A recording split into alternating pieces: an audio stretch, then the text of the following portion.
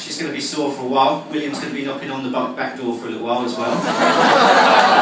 She should have taken precautions. Not precautions not to have the baby in the first place, although there is way too many royals, right? What they should have is 10th in line to the throne. And when this giant baby turned up, they should get the 10th one in line and say, fuck off and get a real job like everyone else. The precaution she should have taken is to make sure it wasn't so bloody big, right? When I was born, women of, around that age, what they did is they just smoked. If you smoke, the baby's nice and little. She smoked anyway. Every time she found out she was pregnant, she started smoking a pipe. As soon as I was born, right, when I was born, they weighed me on, those weighing scales that dealers use? They said, there you go, Mrs. Parcell, there's your little boy, 4 ounces. She was already dressed. She said, pop him in there, I'm off to the pub to have a drink. I'm not only royal, they're alright, I don't care. I'd rather be upper class, really. I did a survey recently and it said I was middle class. I was so pissed off, right? It took me 2 bottles of Malbec to calm down.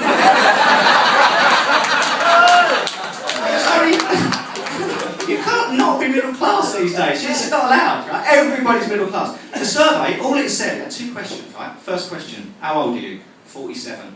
Okay. Second question, despite the fact you're 47, do you ride a BMX topless while drinking Stella? No, then you're middle class.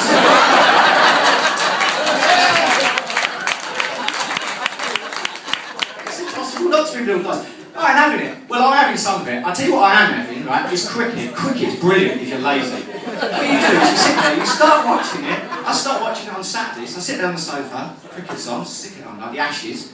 The wife says, could you put the rubbish out? And I'm like, I can't, I'm watching the cricket. She's like, well, could you put it out afterwards? When does it finish? Tuesday.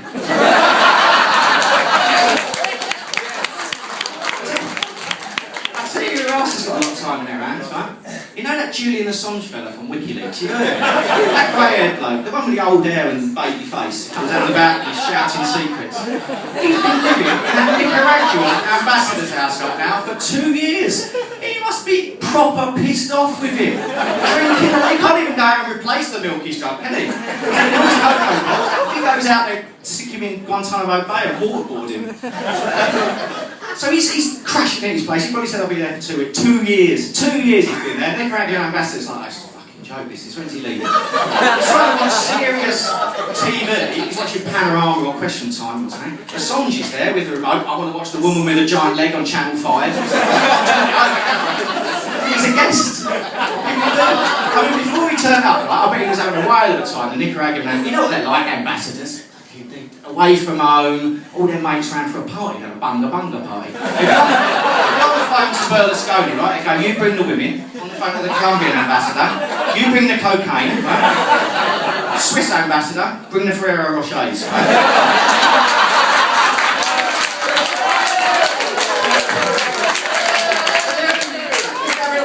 Time, sex and drugs and Ferrero Rochers, all at the taxpayer's expense, right? All under wraps, no one will ever know, unless you've got the world's biggest grass living in your and every fucker's going to know about it, aren't they? WikiLeaks doesn't seem to have any problem employing people, though, do they? I mean, they're still somehow employing people, despite their rubbish accommodation policy. I mean, look at the other fella. What's his name? Edward Snowden, that's him. He lives in Moscow Airport. Moscow Airport, man. All he did was tell us all, the Secret Service likes to keep secrets. No shit. You don't do that.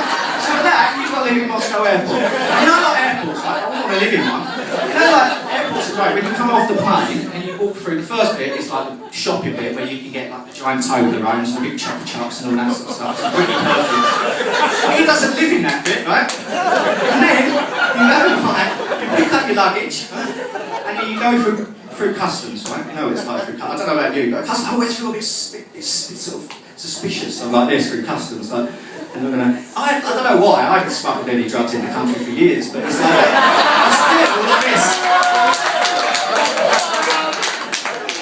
And then when you come out, as soon as you've been through passport control, you know what you do, you get your phone and you're like, I wonder if anyone's been to get hold of me.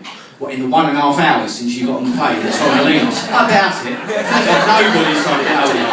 And you come out like a returning explorer, don't you? You're always like, oh, I'll come home now. I wonder if anything's changed. No, nothing's fucking changed.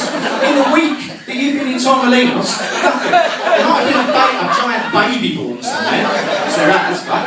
But you would have known about it because you know full well every morning you've read The Sun while eating good breakfast in Lineker's bar. So you would have known about it. So anyway, that really matters.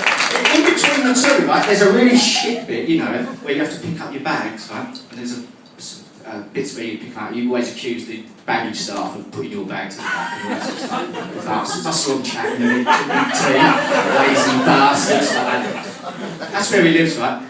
All he's got is a stinky toilet and a vending machine where he lives off of lion bars and Lucas H. School. All because he told us some secrets that we already fucking knew.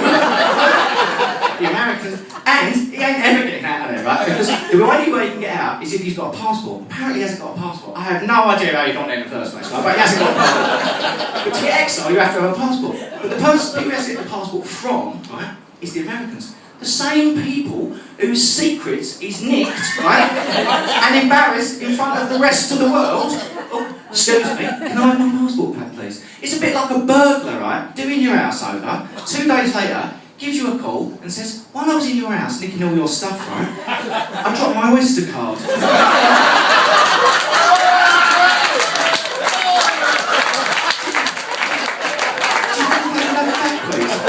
You fucking can't, you cheeky bastard. Anyway, that's me. Good night.